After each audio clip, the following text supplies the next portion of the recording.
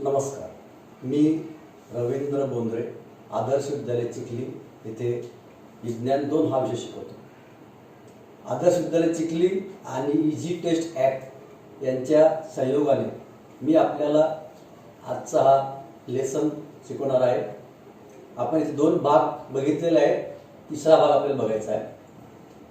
The third unit is sexual reproduction. Today we shall see sexual reproduction in organisms. So what is sexual reproduction? The question is there. We have seen definition of asexual reproduction. Now sexual reproduction, the reproduction in which 2 organisms are involved. Out of these 2 organisms, one is male and other is female. Male forms male gametes and female forms female gametes. So 2 parents or 2 organisms are involved, male and female, and this is called sexual reproduction. In asexual reproduction, only 1 parent is involved. In sexual reproduction, 2 parents are involved. So there are 2 processes of sexual reproduction. First one is gamete formation.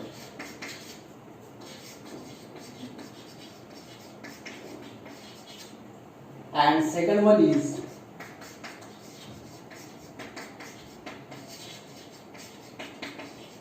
fertilization. Gamete formation and fertilization, these are 2 processes of sexual reproduction. Now gamete formation means formation of gametes. The male organism forms male gametes and the female organisms form female gametes by meiosis. We have seen in asexual reproduction, from a single parent 2 or more daughter cells are formed by mitosis. Here the formation of gametes, male organism form male gamete, female organism form female gamete by a cell division called meiosis, also called reduction division, where chromosome number is reduced to half. chromosome number हा अर्ध्यावर येतो, तर त्याला म्हणायचं meiosis or reduction division. This is called gamete formation. Second one is fertilization. Now the gametes which are formed, one is called male gamete, one is called female gamete. The union of male and female gamete to form the union of haploid. Haploid means reduced, where chromosome number is reduced to half. Haploid male gamete and haploid female gamete to form a diploid zygote. Zygote, it is called diploid, where chromosome number is now doubled. The union of haploid male gamete with haploid female gamete to form a diploid zygote is called fertilization. So these are 2 main processes of sexual reproduction. So we have seen 2 parents are involved. One parent is male parent which form male gamete.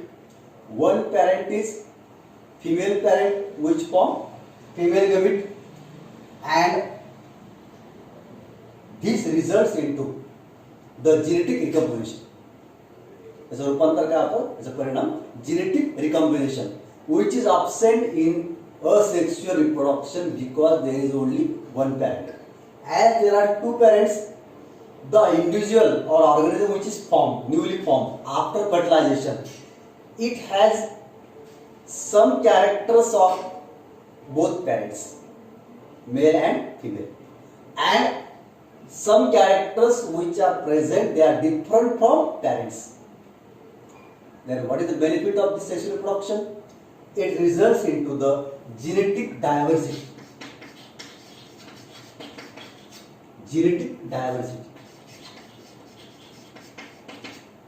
So sexual reproduction results into the genetic diversity or variation, due to which the individual which is formed by sexual reproduction can withstand the adverse atmosphere or surrounding, and also they save from extinction.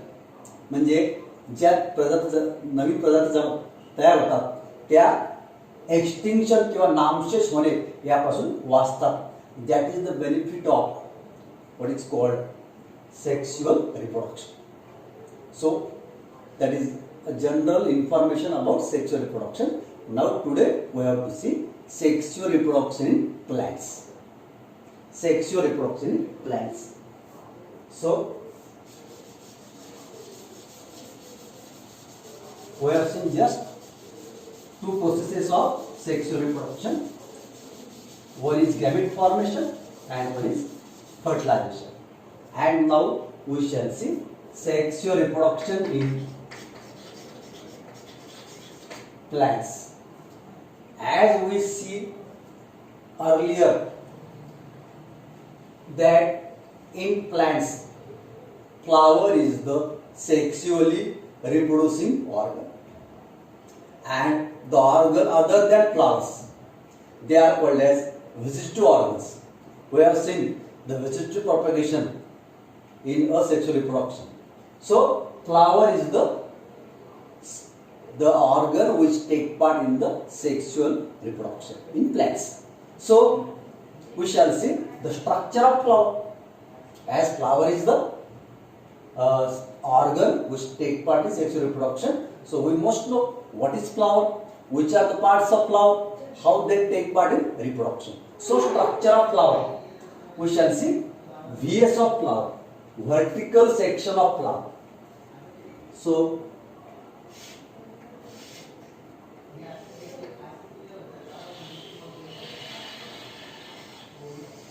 this is the vertical section of flower.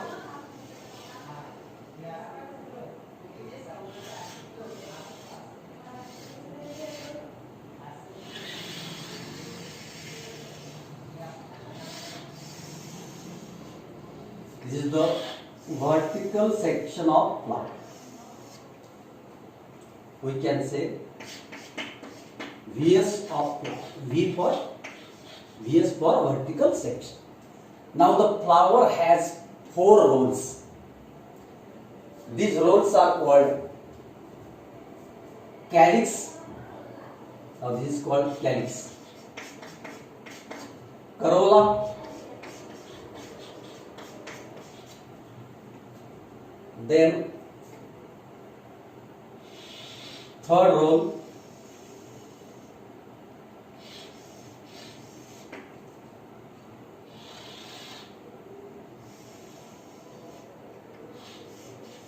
called androecium.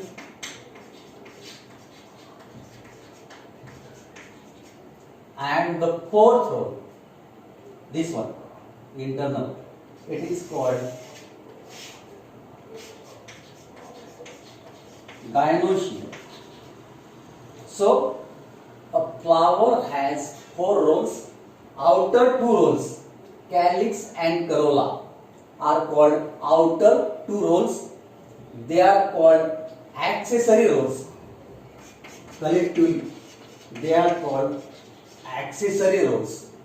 Means they take part in the protection of inner parts of flower.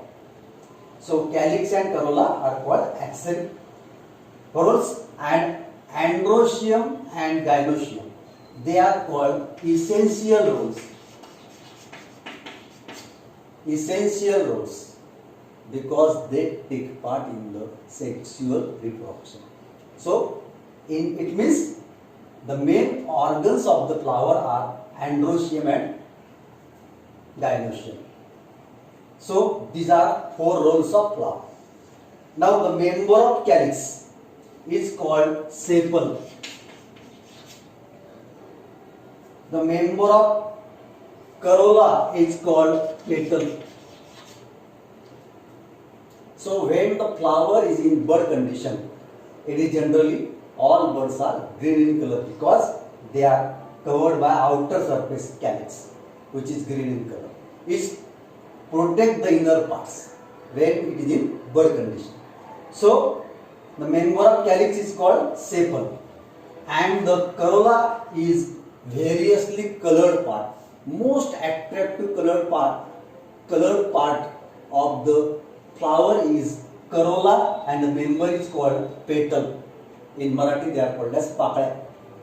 They are variously colored. The question arises, why the flowers are of variously colored? So because to attract the insects for a process called pollination, the flowers are variously colored. So these are calyx and corolla. Outer two rows collectively called as accessory rows.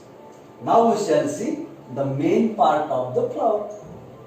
The inner part, androecium and gynoecium. So androecium is male part of the flower. So naturally gynoecium is the female part of the flower. So androecium, the member of androecium is called stamen. The member of androecium is called stamen, and this androecium, it contains pollen grains.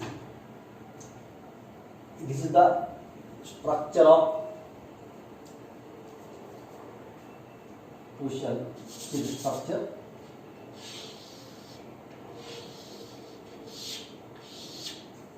This is the androecium. Inside androecium are present large number of pollen grains, and these pollen grains, त्याला म्हणतो आपण परागकण मराठीमध्ये. Each pollen grain contains 2 haploid male gametes. Means suppose the flower has chromosome number 20, then the male gametes which are present in the pollen grains, they contain 10. The chromosome number is reduced to half because the gametes are formed, we have seen, by reduction division or meiosis. So they are haploid male gametes. Each pollen grain, if we show this pollen grain, this is the pollen grain, it contains 2 male gametes which are haploid. So that is all about the structure of androecium, and the member is called stamen. It is male reproductive organ. Now there are some flowers which have this stalk. This is called stalk of the flower. So the flowers which are with stalk are called pedicellate. Pedicellate flower. The flowers with stalk are called pedicellate. Pedicel means dandi. And there are some flowers without stalk or without pedicel. They are called sessile flowers. Sessile means without stalk. So if the flower has stalk, it is called pedicellate. If the flower lacks stalk, it is called sessile. Then there are most of the flowers in plants, they are bisexual.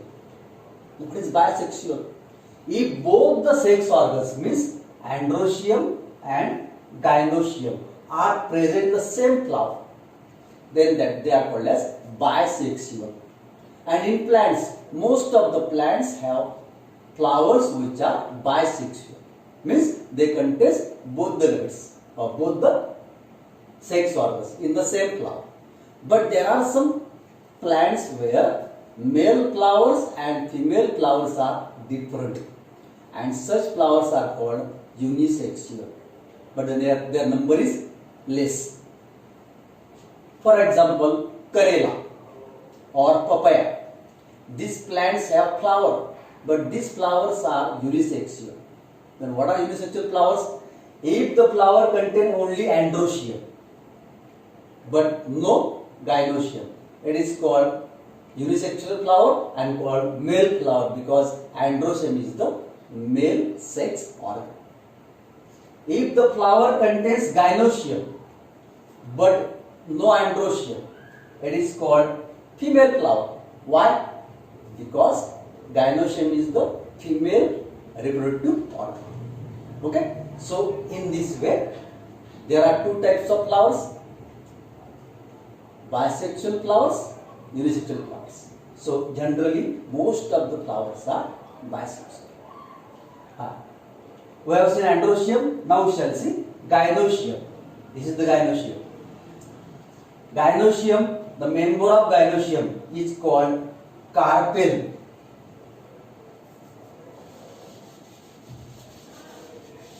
The member of gynoecium is called carpel. And we have seen member of androecium is called stamen. It is called carpel. It is made up of three parts. Now we shall see these three parts. The upper part, which is flat and sticky, is called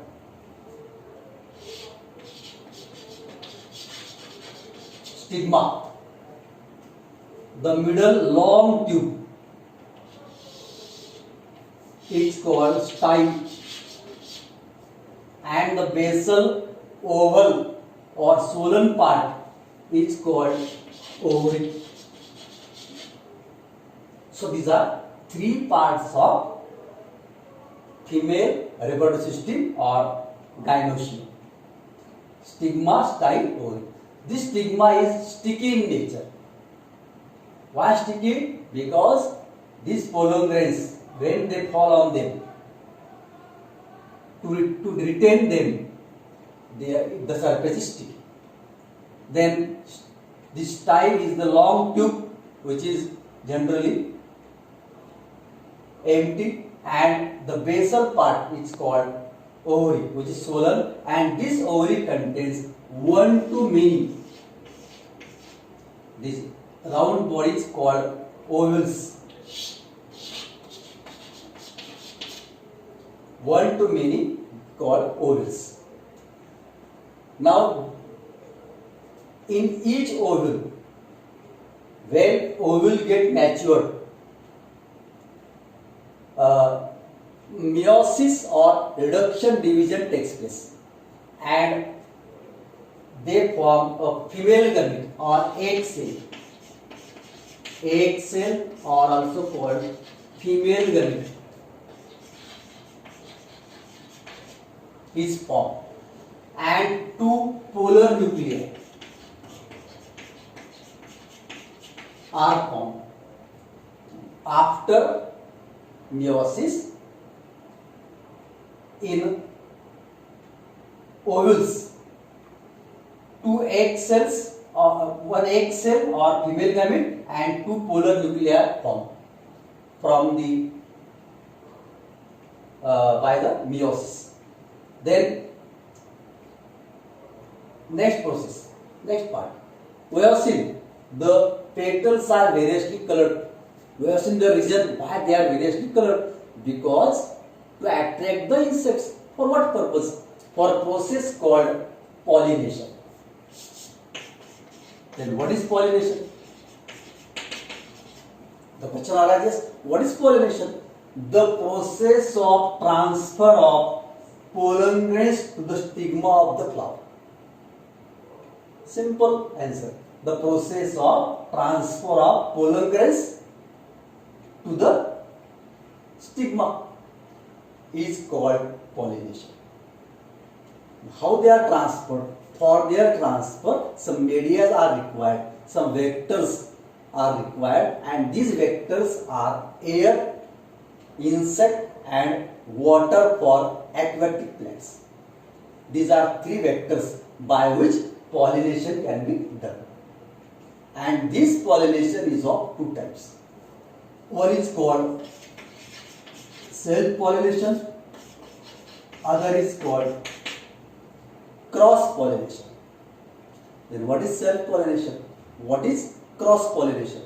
So self pollination means the transfer of pollen grains from pollen grain to the stigma of the same flower. त्याच फ्लावरचा pollen grain त्याच फ्लावरच्या स्टिग्मावर पडणे. Flower एकच, त्याला म्हणायचं self pollination. This is called self pollination and they are done by either air or insect. Other is cross pollination. Again, definition: transfer of pollen grains of one flower to the stigma of other flower but of the same species. It's called of the same species of the same plant or other plant, but species should be same. म्हणजे उदाहरणार्थ Peru झाड, पेरूच असं one आहे, भरपूर झाड आहे, तर एका फ्लावरचे पोलन ग्रेन्स पेरूच्या दुसऱ्या फ्लावरच्या दुसऱ्या झाडाच्या दुसऱ्या फ्लावरच्या स्टिग्मावर पडणे, त्याला म्हणायचं क्रॉस पॉलिनेशन. पण प्लांट मात्र पेरूचा झाड of the same species, that is called cross pollination. And then what happens after pollination? The pollen grains, they fall on the stigma. As we have seen, stigma is sticky, so they remain there. So we have seen the pollination. So the stigma,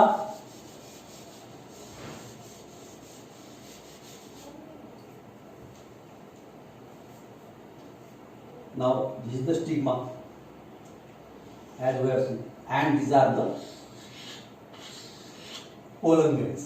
We have shown only 2 pollen grains, and each pollen grain contains 2 male gametes. Okay. Then after pollination, what happens? This stigma, these pollen grains, they mature. Now the same diagram is modified by me. Same diagram modified only to simplify the lecture. Now listen. This is stigma.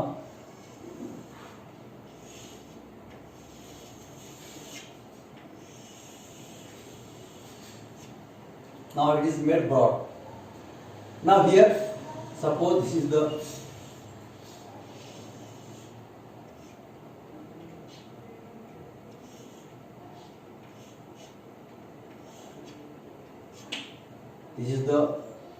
female gamete and polar nucleus. Now this is called ovule. Now here these pollen grains form a pollen tube.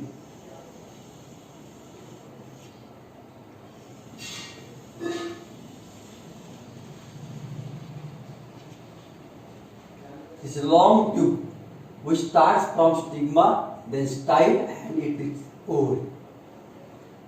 So the pollen tubes depends on the number of pollen grains. The tube reaches to the mouth of the ovule. This tube grows towards the ovule because of chemotropism.